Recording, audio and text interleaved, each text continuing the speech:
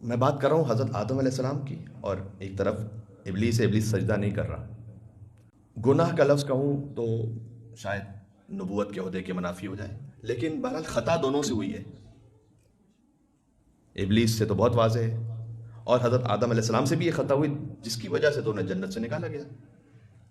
لیکن خطا کے بعد دونوں کے رویوں میں بڑا فرق ہے۔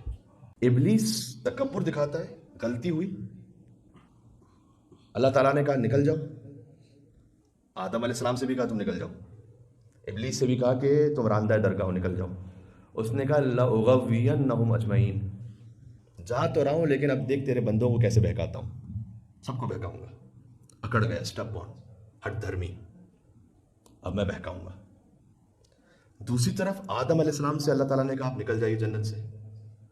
فَمَا رَبَّنَا ظَلَمْنَا أَنفُسَنَا وَإِن لَّمْ تَغْفِرْ لَنَا وَتَرْحَمْنَا لَنَكُونَنَّ مِنَ الْخَاسِرِينَ، پروردگار یقیناً ہم نے اپنے نفسوں پر ظلم کیا، اور اگر تو نے ہمیں معاف نہ کیا اور ہم پر رحم نہ کیا تو ہم خسارہ اٹھانے والوں میں سے ہو جائیں گے۔ یہ ہے بیہیویئرز کا فرق۔ یہ نہیں ہوگا کہ ہم سے کبھی غلطی نہیں ہوگی مسٹیک۔ ہٹ دھرم جو بن جاتا ہے وہ شیطان کے راستے پہ چلتا ہے آگے، جو عاجز بن جاتا ہے وہ حضرت آدم علیہ السلام کے راستے پہ چلتا ہے۔ یہ فرق ہے۔